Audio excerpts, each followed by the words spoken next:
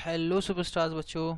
तो आज का टॉपिक हमारा क्या है कि हम लोग ये जाने कि एक्चुअल में जो रिलेशन होता है फोकस और रेडियस ऑफ कर्वेचर के बीच में, जो हमें बताया जाता है कि जो आपका जो फोकस जो होगा वो r/2 होगा, और एक और चीज़ बोली जाती है क्या, स्मॉल एपर्चर, है ना। तो वो क्यों बोली जाती है तो हम लोग उसको जानेंगे सबसे पहले। तो उससे पहले हम लोग एक चीज़ देख लेते हैं कि लेट सपोज हमारे पास क्या है, एक स्फीयर है, ठीक है, हॉलो स्फीयर, ठीक है। और उसको मैं क्या करता हूँ, कट कर देता हूँ। ये मैंने कट कर दिया इसको। तो मेरे पास दो पॉसिबिलिटीज़ हैं यहाँ पर। तो मेरे पास पॉसिबिलिटीज़ क्या क्या हैं कि मैं इसको एक बार बाहर से इसको पेंट कर दूँ, ठीक है, और एक बार मैं अंदर से कर दूँ, ठीक है, कुछ इस तरीके से मैंने अंदर से कर दिया। तो मेरे पास दो अलग अलग तरीके की क्या मिल जाएंगे, मिरर्स मिल जाएंगे, ठीक है, क्योंकि उनकी रिफ्लेक्टिंग सरफेस चेंज हो जाएगी। तो इसको बोलते हैं हम लोग क्या, इसको बोलते हैं हम लोग कॉनकेव मिरर, और इसको हम लोग बोलते हैं कॉन्वेक्स मिरर।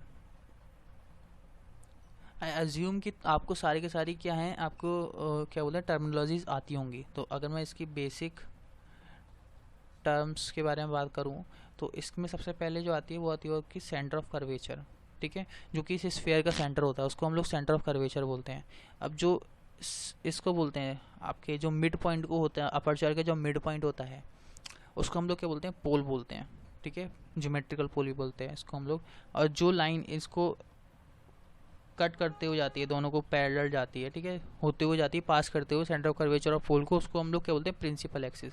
इसका हम लोग दूसरा भी डेफिनेशन दे सकते हैं कि जो पोल पर मिरर से क्या हो, परपेंडिकुलर पे हो, उसको हम लोग क्या बोलते हैं, प्रिंसिपल एक्सिस बोलते हैं। ये आपका क्या होता है, ये आपके पास क्या होता है, अपर्चर, ठीक है, ये होता है आपके पास अपर्चर, ओके।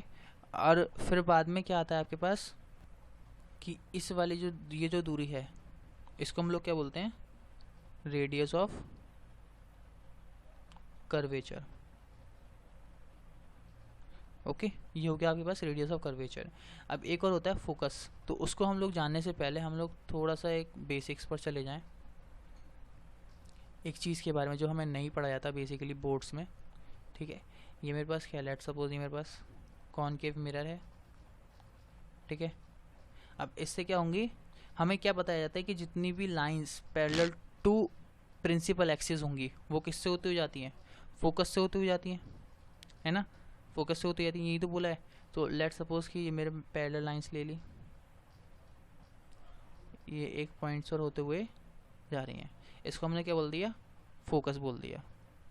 ये तो बोलता है प्रिंसिपल फोकस।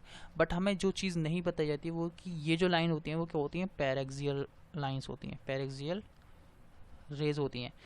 ये वाला जो कॉन्सेप्ट है वो किसके लिए एप्लीकेबल, सिर्फ पैरेक्सियल रेज के लिए एप्लीकेबल है, ठीक है। तो फोकस वाला जो मसला है वो सिर्फ इनके लिए होता है। अच्छा, दूसरी कौन सी होती है, दूसरी होती है मार्जिनल रेज, ठीक है। तो लेट सपोज अगर मेरे पास ये बताया गया है, ये क्या है मेरे पास, क्या मार्जिनल रेज, क्या है मेरे पास, ये मार्जिनल रेज हैं। तो ये फोकस से होती हुई जाएंगी, नहीं, इनके लिए फोकस का कोई कॉन्सेप्ट ही नहीं है। दूसरी मार्जिनल रेज ले ली तो वो कहीं और से जाएगी, यहाँ से ले ली तो ये कहीं और से जा रही है, समझ रहे हो, यहाँ से कट कर रही है, यहाँ पर कट कर रही है। तो मार्जिनल रेज के लिए ये फोकस वाला कॉन्सेप्ट एप्लीकेबल नहीं है। पैरेक्सियल रेज के लिए क्यों है, अभी आगे इसको हम समझेंगे आगे स्लाइड में, ठीक है। अभी हम लोग क्या करते हैं, यहाँ तक तो समझ में आ गया ना पैरेक्सियल रेज के लिए क्यों एप्लीकेबल है और उसके लिए क्यों नहीं है एप्लीकेबल। तो लेट सपोज कि मैं एक मिरर लेता हूँ, ओके,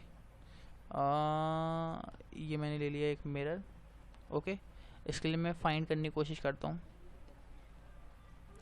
तो ये हो गया मेरे पास क्या, मिरर, ओके। यहाँ पर आपके पास क्या, ये आपके पास प्रिंसिपल एक्सिस है, ओके। तो मेरे पास एक रे है, मुझे नहीं पता वो क्या है, ये मेरे पास क्या है, इंसिडेंट रे है, ओके। मुझे नहीं पता वो कौन सी रे है, आई डोंट नो, ठीक है। अब वो जाके रिफ्लेक्ट होकर जाएगी जो प्रिंसिपल एक्सिस को कट करेगी, प्रिंसिपल एक्सिस को कट कर दिया, ये मेरे पास चली गई वापस रेज, ओके। ये मैंने मान लिया ये मेरे पास क्या है, सेंटर ऑफ कर्वेचर, ओके। तो ये क्या हो जाएगा आपके पास, रेडियस ऑफ कर्वेचर, ओके। अब मैं इसके लिए नॉर्मल ड्रॉन करूँगा, तो नॉर्मल पता है सेंटर ऑफ कर्वेचर से होती हुई लाइन पॉइंट ऑफ इंसिडेंट से, ठीक है, ये मेरे पास क्या बन जाती है, नॉर्मल बन जाती है। तो लेट सपोज ये एंगल थीटा है, तो ये एंगल भी क्या हो जाएगा, थीटा, और ये वाला एंगल भी क्या हो जाएगा, थीटा। तो इन दोनों की वजह से ये क्या हो जाएगा, 2 थीटा, और जिसकी वजह से ये वाला एंगल कितना हो जाएगा, 180 माइनस 2 थीटा। क्लियर है। अब जब ये चीज़ आपके पास आर है, सी से लेके पी तक की डिस्टेंस, तो सी से लेके ए तक की जो डिस्टेंस होगी वो भी क्या हो जाएगी आपके पास, आर हो जाएगी, रेडियस ऑफ कर्वेचर है ना ये भी। अब ये मैंने मान लो, ये मैंने मान लिया बी। क्लियर है यहाँ तक एक बात। तो अभी मैं इसको बाहर निकालूं। अच्छा, ये एक चीज़ समझ में आ रही है ना, ये 2 थीटा कैसे हो गया, exterior angle property of triangle, यहाँ तक समझ में आ गया। अब मैं इसको निकाल लूँ बाहर, इस वाले ट्राइंगल को, तो मेरे पास कुछ ऐसा मिलेगा, ये होगा 180 माइनस 2 थीटा। ओके, ये थीटा, ये थीटा, ये 2 थीटा, ये ए बी सी पी, यहाँ तक क्लियर है। ओके, तो अगर मैं यहाँ पर क्या करूँ कि इससे परपेंडिकुलर ड्रॉन करूँ, परपेंडिकुलर ड्रॉन कर दिया, तो ये था मेरे पास क्या, पूरा आर था, तो ये क्या हो जाएगा मेरे पास, r/2 हो जाएगा ना, बताओ, r/2 हो जाएगा ना, क्योंकि ये मिड पॉइंट पर जाके कट करेगा, दोनों एंगल बराबर है ना, ये और ये 2 थीट, समझ रहे हो ना, ये दोनों एंगल बराबर है, तो ये क्या करेगा, r/2 हो जाएगा यहाँ पर। अब मैं यहाँ पर सी बी देखना चाह रहा हूँ, तो सी बी कितना हो जाएगा बताओ, ये वाला जो साइड है वो कितनी हो जाएगी, अगर मैं ट्रिग्नोमेट्री लगाऊँ यहाँ पर थोड़ी सी, तो जल्दी से बताओ, अगर ये थीटा है तो सोचो, सोच लिया, तो ये हो जाएगा आपके पास r/2 cos थीटा। ये कैसे हो जाएगा, r/2 cos थीटा, तो cos थीटा तो हमें पता है, cos थीटा क्या होगा बताओ, सोच, ये चीज़ तो सोच के बताओ, cos थीटा क्या होगा, b/h, तो बेस बताओ मेरे पास, r/2 बेस हो गया, और सी बी हो गया मेरे पास, ये क्या, ये, तो सी बी को इधर ले जाओ, इसको इधर ले जाओ, तो ट्रिग्नोमेट्री के थ्रू मेरे पास सी बी कितना आ गया, r/2 cos थीटा।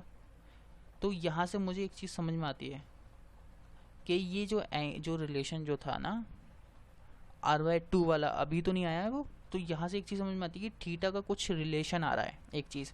तो लेट सपोज कि मैंने थीटा जो है वो बहुत छोटा मान लिया, थीटा टेंड्स टू 0 डिग्री, ठीक है, 0 डिग्री हो रहा है, तो इसका मतलब cos थीटा जो हो जाएगा वो कितना हो जाएगा, टेंड्स टू 1 की तरफ जाएगा। तो इसका मतलब मुझे क्या समझ में आया, यहाँ से सी बी जो हो गया वो कितना हो जाएगा, r/2 हो जाएगा।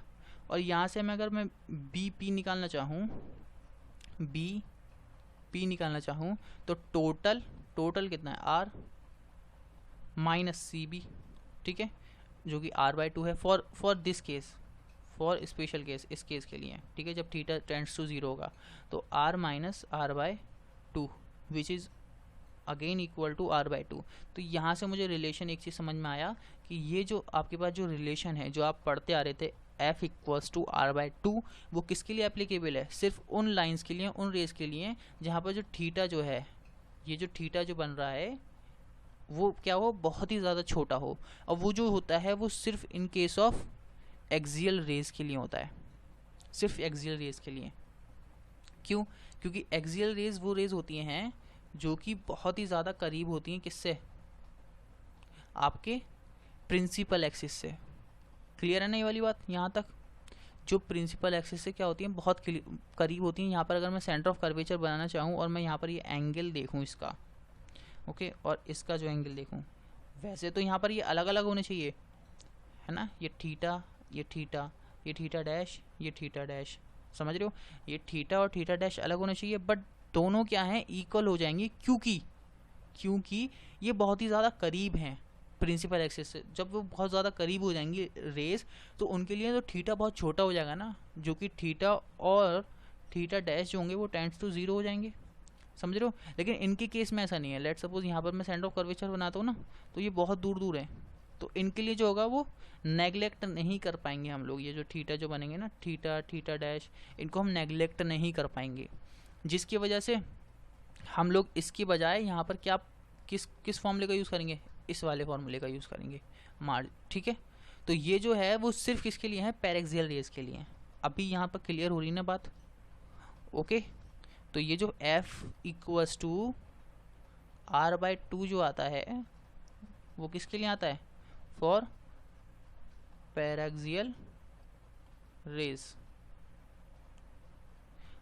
इसीलिए इसको हम क्या मानते हैं, अब जब देखो ये बहुत ही ज़्यादा क्लोज होंगी, है ना। अच्छा ये चीज़ तो रह गई कि बहुत ही ज़्यादा क्लोज होंगी किससे? प्रिंसिपल एक्सिस से। ये जो इंसिडेंट रेज हैं ये प्रिंसिपल एक्सिस से बहुत ही ज़्यादा क्लोज होंगी, तभी तो क्या होगा हमारे पास स्मॉल अपर्चर होगा। ये जो स्मॉल अपर्चर वाली जो कहानी जो थी वो इसीलिए होती थी, पैरेक्सियल रेज को करने के लिए। बस वहाँ पे बताया नहीं कि पैरेक्सियल रेज, और ये ऐसा क्यों है, क्यों कर रहे हैं, ताकि ये थीटा जो है, ये वाला जो थीटा जो है वो इतना छोटा हो जाए तो जिसकी वजह से नेगलेक्ट कर सकें हम उसको। तो एफ यहाँ पर जो आ जाएगा और ये जो सी, तो इनके बीच का जो रिलेशन आएगा वो ये आ जाएगा। क्लियर है ना। तो यहाँ पर हम लोगों ने ये सब सीख लिया है, यहाँ पर हमारा एंड होता है टॉपिक। ओके, तो मिलते हैं नेक्स्ट वीडियो में। All the very best, spread education.